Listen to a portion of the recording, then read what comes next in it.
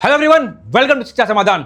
जैसा कि हमारा जोसा का राउंड वन का अलॉटमेंट आ गया, अब सबसे इंपॉर्टेंट पॉइंट है कि जिन बच्चों को अलॉटमेंट है उनको क्या करना है, जिन बच्चों को अलॉटमेंट नहीं है उनको क्या करना है। चलिए इसको फटाफट देखते हैं। पहले हम लोग मान लेते हैं कि जिन बच्चों को अलॉटमेंट नहीं आया उनको क्या करना है। आप एक चीज समझिए, जिन जिन बच्चों को राउंड वन में अलॉटमेंट नहीं आया उनको कुछ भी फिलहाल नहीं करना है। आपको वेट फॉर नेक्स्ट राउंड, आपको नेक्स्ट राउंड का वेट करना है। आपको जोसा के पोर्टल पे कोई एक्टिविटी करने की रिक्वायरमेंट नहीं है, आप ऑटोमेटिक राउंड 2 के लिए चले जाएंगे। ठीक है, इन द मीन टाइम आप ये काम करेंगे कि आप प्ले स्टोर से शिक्षा समाधान का ऐप डाउनलोड कर लेंगे। उसका कॉल पिक्चर बिल्कुल फ्री ऑफ कॉस्ट है। कम से कम ये आप डाल के चेक करो कि आपको जोसा में कॉल मिल रहा है या नहीं मिल रहा है। मिलता है तो किस राउंड तक मिलता है। अगर जोसा में नहीं मिल रहा तो बाकी जितने और काउंसलिंग चल रहे हैं उसमें आपको पार्टिसिपेट करना चाहिए। क्लियर है।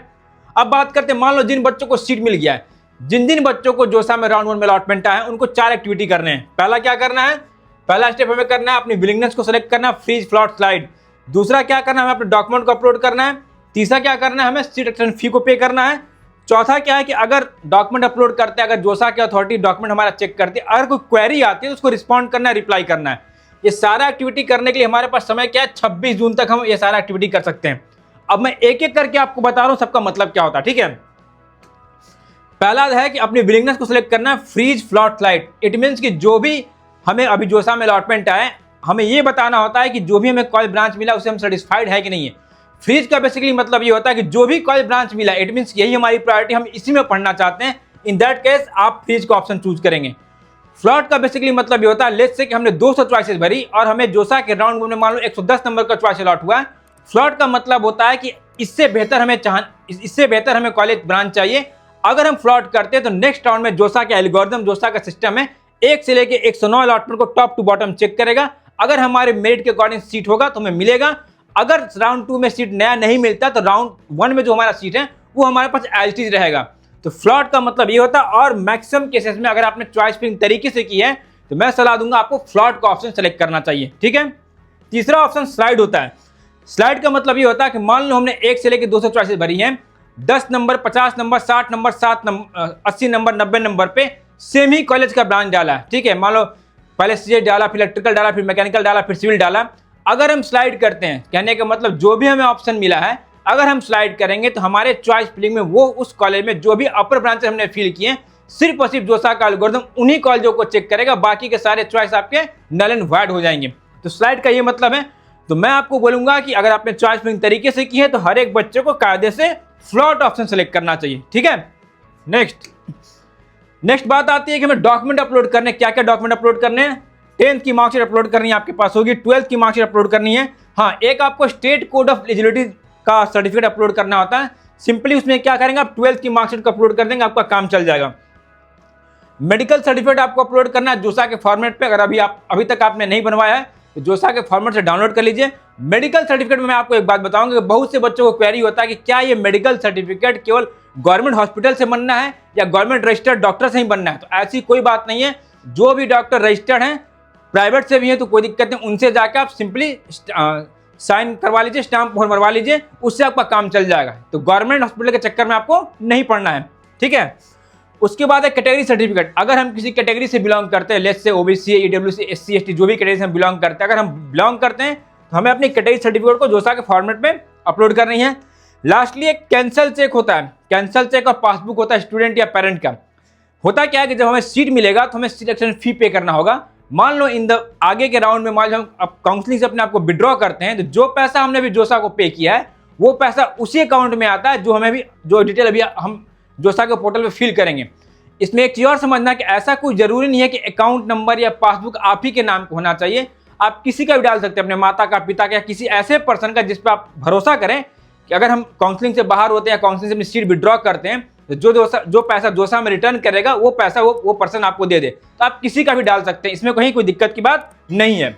आगे देखो, अब है सीट एक्शन फी कितना पे करना है।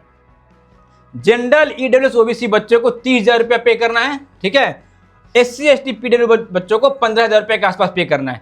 ये 30,000, 15,000 में से 5,000 रुपया जोसा आपको प्रोसेसिंग फी के नाम पे काट लेगा। रिमेनिंग जो भी अमाउंट है 25,000 और 10,000 ये आपके पार्ट ऑफ एडमिशन फी है। जिस भी कॉलेज में आपका फाइनली एडमिशन होगा वो पैसा उसके फी में मैनेज हो जाएगा। ये काम आपको करना है।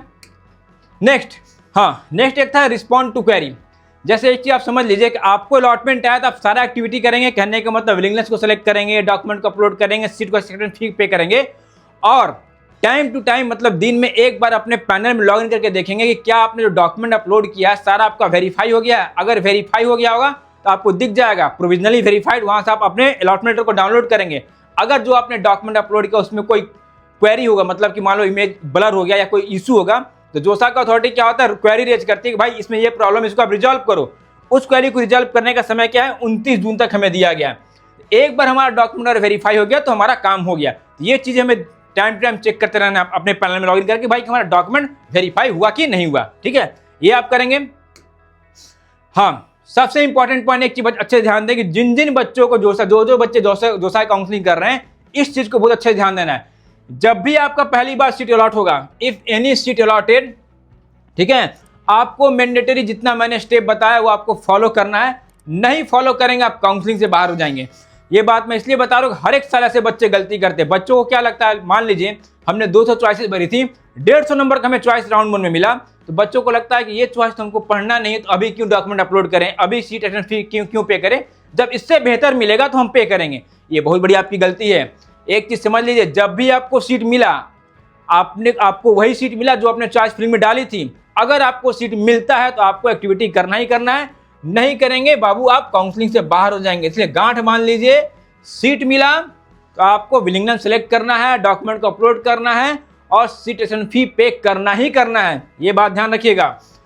एक चीज और, एक बच्चों का क्वेरी होता है कि सर मान लीजिए राउंड 1 में हमने फी पेमेंट कर दिया, डॉक्यूमेंट अपलोड कर दिया, राउंड 2 में कुछ मिला, राउंड 3 में जब भी मिला तो क्या बार बार अपलोड करना होता है?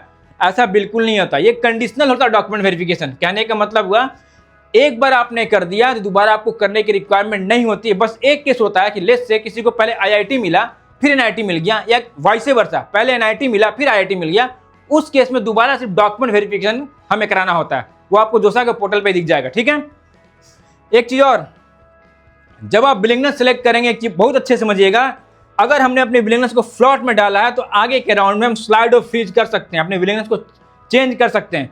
अगर हमने स्लाइड कर दिया तो सिर्फ और सिर्फ हम फ्रीज कर पाएंगे, फ्लॉट नहीं कर पाएंगे। इसको ध्यान रखेंगे। अगर हमने फ्रीज कर दिया, आगे के राउंड में हम कुछ भी चेंज नहीं कर पाएंगे। इस चीज को बहुत अच्छे से ध्यान रखना है। जो मैंने स्टेप बताया, किसी बच्चे को न्यू अलॉटमेंट आता है राउंड 1 से लेकर राउंड 5 तक, तो ये सारा स्टेप आपको करना ही करना है। समझ में आ रहा बात? एक इंपॉर्टेंट नोट मैंने लिख के रखा है कि सीसेप की काउंसलिंग का डेट आ गया, आपको पता होगा 28 जुलाई से लेकर 3 अगस्त के बीच है। उस समय क्या होगा कि पीछे रैंक पे भी तरीके से काउंसलिंग करने से हमें बेहतर कॉल मिलता है। तो अगर आपको लगता है कि सीसेप में आपको जाना चाहिए, नहीं जाना चाहिए, या इससे बेहतर कॉल मिल सकता है, नहीं मिल सकता है, वो सारी चीज इस चैनल पर हम लोग बताएंगे। आप प्ले स्टोर से शिक्षा समाधान का ऐप जरूर डाउनलोड कर लीजिएगा और पहले डाल के जरूर चेक कर लीजिए कि आपको जोसा के आने वाले राउंड में क्या मिल रहा है या नहीं मिल रहा है। समझ गए मेरी बात को? तो जो चीजें मैंने बताया उसको फॉलो करना है। जिन जिन बच्चों को अलॉटमेंट आया, कांग्रेचुलेशन, जो आपने मेहनत की आपको रिजल्ट देखने को मिला। अब है कि जो अलॉटमेंट है उसमें 4 एक्टिविटी जरूर कर लीजिएगा। उसके बाद भी कोई डाउट होता है, कोई सवाल होता है, कमेंट बॉक्स में कमेंट कीजिए, एक एक सवाल का मैं रिप्लाई करूंगा। ठीक है, चलो आज के वीडियो के लिए इतना ही था। जल्दी मिलता हूं नेक्स्ट वीडियो में, तब तक bye bye. Think admission, think Shiksha Samadhan. Download the app now